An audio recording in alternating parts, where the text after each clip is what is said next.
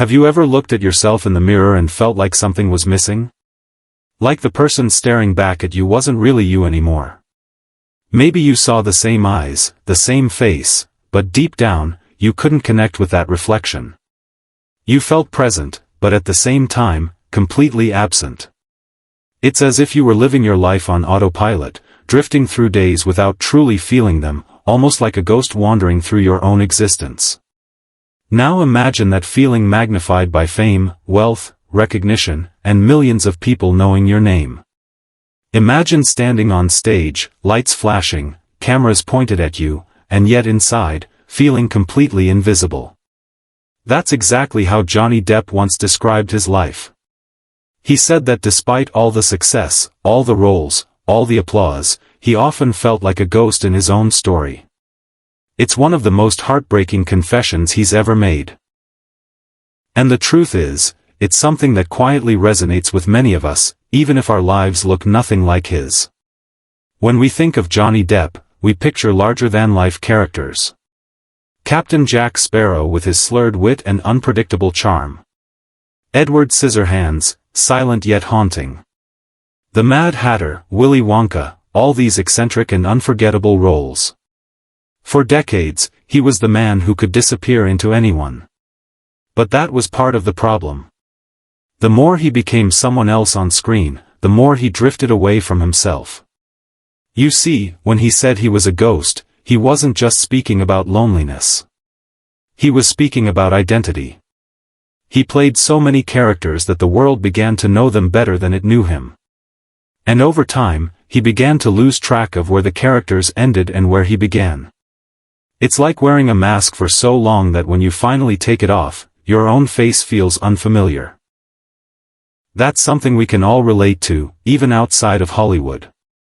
Think about the roles you've had to play in your own life. Maybe at work, you act more confident than you feel. Around family, you stay quiet when you want to speak, just to keep the peace. With friends, you smile even when your heart is heavy. Day after day, mask after mask, you start forgetting what your own truth feels like. That's what Johnny was living, except for him, the entire world was watching. And here's where it gets even heavier. Being famous might seem like the cure to loneliness, but Johnny showed us it can actually make it worse. Imagine walking into a room and everyone knows you. They cheer, they whisper, they want pictures. On the surface, it looks like connection.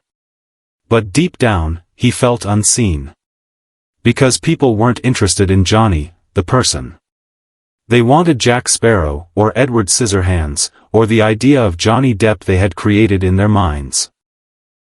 His real voice, his real pain, his real thoughts, they were drowned out by the noise. And loneliness doesn't always come from being alone. It comes from being invisible. From being in a crowded room and realizing not a single person there truly sees you. Johnny's life became a constant reminder of that truth. As the years went on, things got darker. The lawsuits, the scandals, the endless media stories. For the world, they were entertainment. For Johnny, they were wounds. Every headline was a dagger. Every rumor chipped away at the fragile sense of self he was trying to hold on to. He described it as if he was standing on the outside, watching his life play out like a film, but unable to stop it, unable to control it. Imagine that, watching your own name dragged across the screen, your own face dissected by strangers, while feeling powerless to defend who you truly are. And yet, this isn't just Johnny's story. Because if we're honest, haven't we all felt that before? Haven't we all had moments when life felt out of control? When decisions were being made, things were happening, and we weren't really steering the ship anymore? When we felt like passengers in our own story? That's what Johnny meant when he called himself a ghost. But here's where it becomes important. His confession isn't just about despair, it's also about a way forward. Buried inside his words are lessons for all of us. Lessons about how to step back into our own skin when we feel lost. The first lesson is about reclaiming your voice. For Johnny, that came through creativity.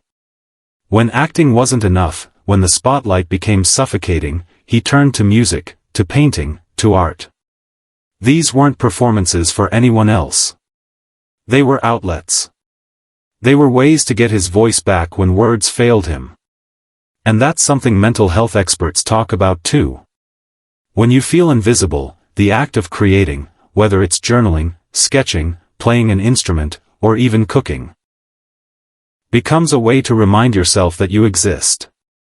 It's not about being perfect. It's about expression. The second lesson is about finding anchors, safe spaces that keep you grounded. For Johnny, his children were that anchor. No matter what the world was saying, no matter what the tabloids printed, to them he wasn't a headline. He wasn't a character. He was just their dad. That kind of love strips away the masks and reminds you of your worth. For you, maybe it's not children. Maybe it's a best friend who knows you inside out, or a sibling who sees you beyond the surface, or even a small community where you can be yourself without judgment. Everyone needs someone, or something, that reminds them, you are real. You matter. I see you. And the third lesson is about refusing to let the world's narrative define you. Johnny reached a point where he stopped explaining himself to strangers. He realized no matter how much he spoke, no matter what he said, people would twist it. So he chose something braver, silence. He turned away from trying to control the world's perception and instead focused on living in a way that felt true to him. That's a powerful reminder for all of us. Because the truth is, people will always try to put labels on you. Some of those labels will be wrong. Some will be cruel. But you don't have to wear them. You don't have to let their version of your story become yours. And maybe that's the heart of Johnny's confession. When he said he was a ghost, he wasn't saying he was gone forever. He was admitting that he felt unseen, unheard, and detached. But by admitting it, by saying it out loud, he was also taking the first step back into himself. Because acknowledging the pain is often the beginning of healing. Think about that for a second. The man who once said he was a ghost is now living more quietly, more intentionally. He's surrounded himself with music, with art, with people who love him not for his fame but for his humanity. And isn't that something we all crave? To be loved not for what we do, not for the roles we play, not for the masks we wear, but for who we are at our core. So the question is, have you ever felt like that? Have you ever felt like you were drifting through your own life, half there, half not, watching from the sidelines instead of truly living? If you have, you're not alone. Johnny's story shows us that even people who seem to have it all can feel empty. And if they can find a way back, so can you. Maybe your way back is small at first. Writing in a notebook before bed. Calling someone who knows the real you. Taking off the mask for one moment and letting yourself breathe. Or maybe it's bigger, walking away from a toxic relationship, changing jobs, deciding to live more honestly. Whatever it is, it's your step. And every step counts. Because here's the truth. You're not a ghost. You're not invisible. You're here, and you matter, even if the world hasn't always seen you clearly. And your story, it's still yours to write.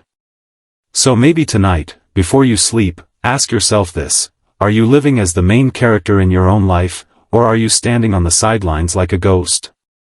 And if it feels like the latter, what's one small step you can take tomorrow to step back into the light? Johnny's confession wasn't just about his pain. It was about his fight to return to himself.